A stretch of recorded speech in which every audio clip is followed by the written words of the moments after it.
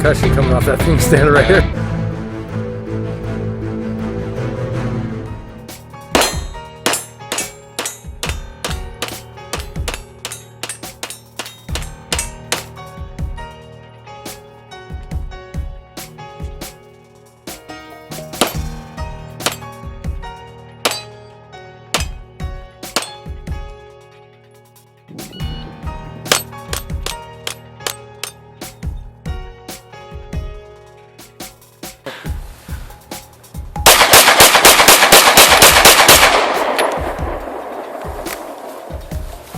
All right.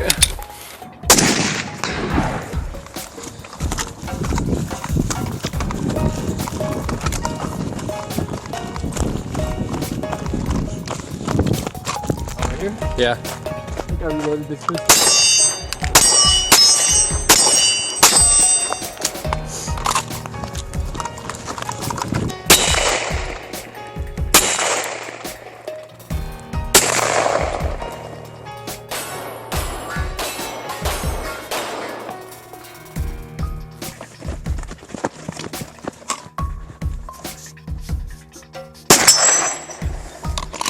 First time's a charm. Where am I going?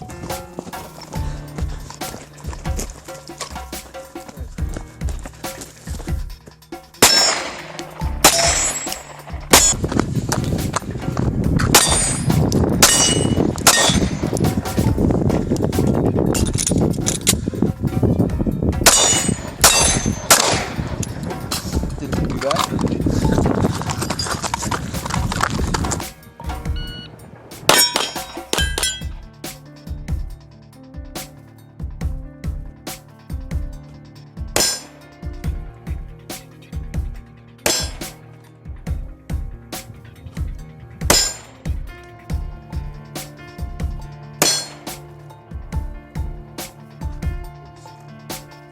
Got to load it up.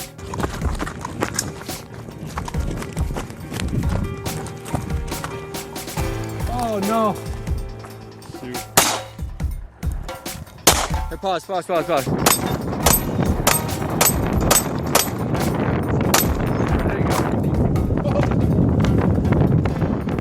Have you ever started with an innocent project that got a little out of control? Well, right here, my custom XDM 5.25 got way out of control.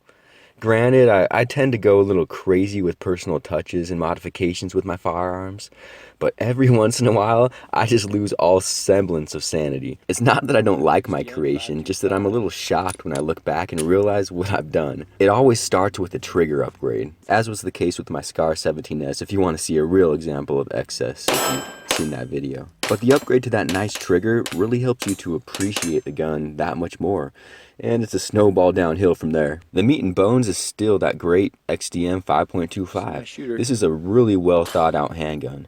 Anyone looking to get into a high quality long slide service pistol and has also thought about getting into competition would be well served starting with this striker fired beauty. The package, it comes with literally everything you would need except the ammo. You get 3 excellent stainless steel mags with that eye popping 19 round capacity that sets the standard for flush sitting 9mm. As a bonus, you get a holster, a double mag carrier, even a mag loader and cleaning brush. Oh, and of course, a couple spare adjustable back straps. The case itself is serious business too. The thing has Picatinny rails on it, for crying out loud. I'm not kidding. Now the gun, it's decked out too. Serrations cover the slide, and there are more edgy curves than a racetrack. The milling is fantastic, and the polymer frame is well put together. The slide and grip are long, but that's what you want in a gun like this. The Springfield XD series has a solid history and reputation, all the way back to its early HS 2000 days in 1999. Since then, this Croatian wonder has changed little because they didn't have to. It was done right the first time. In 2002, Springfield obtained licensing rights and branded it the XD. Now this, the M series right here, has added some welcomed premium features. It's not a seismic shift by any means, but there are notable upgrades, including a match barrel and what they call a match trigger. More on that trigger later. Now beyond the XDM series, the 5.25 has two additional distinctions, besides the obviously longer slide for that extended sight radius. First, it comes with great competition geared sights that are windage and elevation adjustable. The rear is a blacked out target sight and the front is a red fiber optic. It also comes with additional inserts if you want to change the color or if you happen to break one. For fast daytime shooting, these sights really are wonderful. Now the second difference is the lightning cut here on top of the slide. This isn't here just to make it look cool. It's meant to reduce the reciprocating mass of the slide for a faster cycle time, in addition to allowing a wider variety of ammunition to function properly in this gun, as many competition shooters love their light loads. The controls are definitely solid. The ambi mag release is one of my favorites. It works great, causing no real noticeable issues with mag seating and releasing on either side. In fact, the mags slide out like a mother giving birth to a sixth child. Yeah, sorry, that was kind of gross. But seriously, insertion is also extremely smooth, making reload some of the easiest and quickest you're going to find. I went ahead and I added this extended mag release as well, just so that I don't have to adjust my grip at all to drop the mags. The right side is still standard length. Now the original slide stop was fine, but I was riding it pretty hard with my shooting grip, causing the slide to fail to lock back on the last round. I swapped it out for this extended slide stop, and now my support hand no longer bothers it at all. Obviously, this grip safety is controversial. I can say it has never been a hindrance to me in any way. That's all I'll say on that. If you have deep-rooted hatred for grip safeties, I won't be changing your mind anyway. That said, fear not, it has no internal mag safety. You can fire that last round even with the magazine removed. Back to the trigger.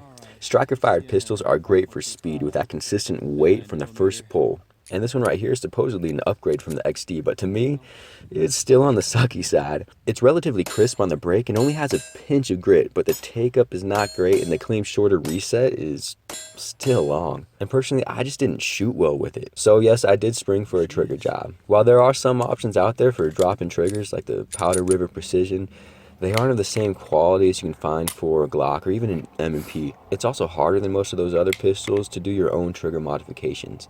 I went ahead and bit the bullet and sent mine into Springer Precision. He did amazing work. This is definitely the best trigger I've ever had on a striker-fired handgun. It destroys any of those drop-in triggers and breaks, as I requested, just under 2 pounds. It's crisp as can be, smooth throughout, take-up is perfect, and it has a reset that would make a 1911 shooter jealous. Now sadly it did cost over $200 after shipping, but you can have them spec it out just the way you like. So if the perfect trigger is a requirement for you, this is the only way to go. Now if you do a trigger like this, just watch whose hands you put the gun into after the modification. It can take a little getting used to with such a light pull and short reset. Now I love it, but I do find that after using this XDM for a while, it can take an adjustment period to shoot my other handguns as well. The trigger is nice enough to make you lazy, which is something to consider. Now the second and less immediately important upgrade I made was this magwell here. I originally had the Pistol Gear Ultimate magwell, but found it was a little on the large side, and this Patriot magwell right here worked just as well and was more discreet. It works great, but if you really want to make those mags run like butter, I go ahead and take some fine grit sandpaper or a Dremel to the inside of the pistol's magwell and file until it sits flush and streamlined with the Pistol Gear magwell. Now this thing is beautiful. Adding some slam pads to the bottom of your mags really helps when using the magwell to ensure that they are fully seated. Another option is just pick up some base pad mag extensions and forget about it. I did grab a couple of these Dawson Precision toolless base pads here. They had 3 or 4 rounds in 9mm, or 40 in fact. So that's 22 or 23 rounds after your already impressive 19 round stock mag. And these Dawsons have functioned 100% for me. They look slick too. I also went for one of the Springer Precision extended capacity base pads. I believe this is the 170mm version, and it is absolutely ridiculous adding 9 rounds, bringing the grand total to 28 rounds of 9mm. If you're planning to compete in an unlimited division, this thing is just plain unfair. I did play around with some optics as well, but ultimately decided on the irons just to keep it sleek and simple. I tried a Carver mount with a Seymour optic on top, and it was just a little bulky and required an extended slide racker and one of those IPSC speed holsters. Now those holsters do work great, but I prefer to use things that I can also use for practical defense or SHTF situations. So next I went with a mount for my Trijicon RMR. This was definitely better, but without the milled slide to lower the optic, it sat way too high for my liking, and irons aren't much slower, and I felt that they were the best option in this situation for this extreme yet all-purpose gun. I wasn't going for a pure competition-only gun after all, just one that was leaning in that direction. A couple of the other modifications I went for were a tungsten guide rod, an aluminum cocked indicator right there, these are definitely over the top and not necessary in any way, even for competition. I don't even really recommend them. Although these granulate Talon grips are generally affordable, and I can't get enough of sandpaper grips. Nothing works as well for me, and those I would wholeheartedly recommend. For aesthetics, I went with what I think is a slick two-tone FDE Duracoat. It's easy for me to touch up occasionally if I see any holster wear, and it's also in line with my FDE fetish. I then used some fine sandpaper to take the black controls to a polished stainless finish. I really like the way it turned out. Now my favorite thing about the XDM is just how it feels in my hand. It points so naturally for me with excellent balance, though I've clearly meddled with how it was originally. The accuracy is superb, although the front sights are too large for real precision work. I've also noticed that my rapid fire groups open up a little bit with the XDM compared to some of my other handguns. I'm not 100% sure why. Maybe it's the faster cycle time and I just haven't fully adjusted to it. Maybe the high bore axis plays into it, or maybe I'm just shooting faster because of that super short reset on the trigger. I don't really know. Whatever the case, transitions are very fast with this gun, but double taps could be a little more precise in my hands. But your mileage may vary. Moving on to reliability, it's been in line with the very best, with the disclaimer that it won't run steel-cased ammunition. The steel mags just create too much friction and cause the rounds to hang up. If you just can't live without shooting your wolf, I did discover that if I put a brass-cased cartridge in between two steels, it runs great. Two steel-cased 9s followed by a brass, and I just want to see how it runs like that, see if it works, so give it a try.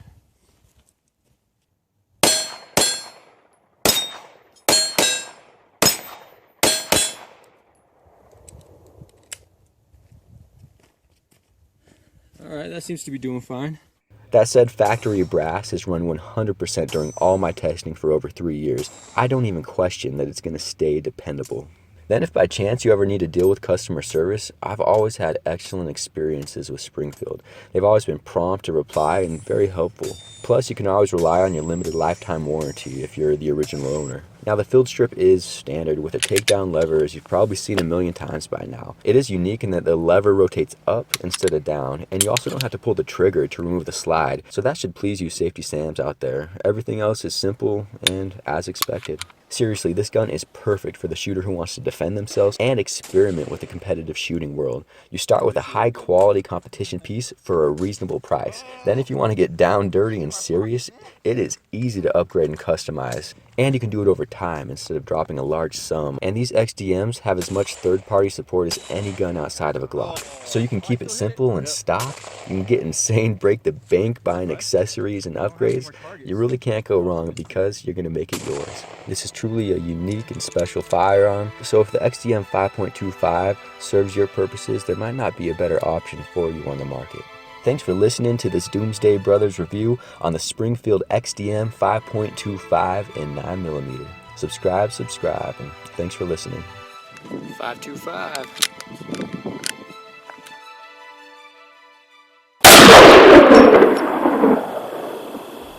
I got video going. You sabotage me? What did you do? Nothing, man. You're good.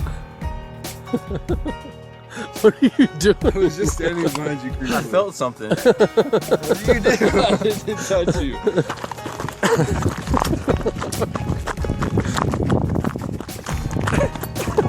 What did you do?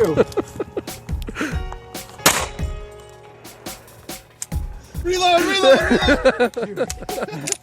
Why did I look at that? I knew you did something. That was karma. You okay? I got splattered good.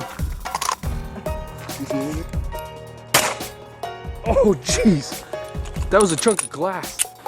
Josh, you gotta try again so it doesn't look so stupid. There we go. Alright. What's up, guys? It is dark out here, and I've got sunglasses on. Alright, they're not sunglasses. They are shooting glasses, but they're tinted, man. And it's already dark, and with these things on, like, I literally can't see anything right now.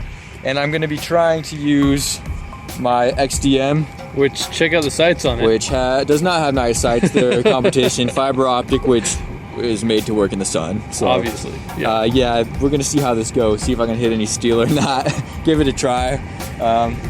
It's still fun. We're shooting, right? See what happens.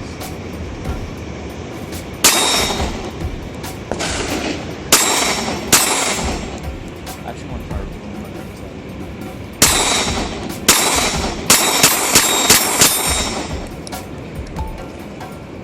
Well, Works. as long as I don't transition targets, I can see somewhat.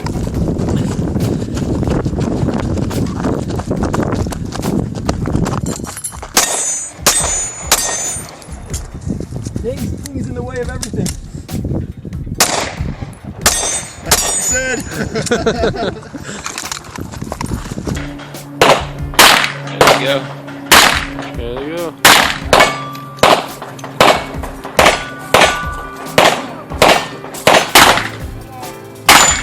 That's a nice shooting gun. Really nice. Doesn't it feel nice? Yeah.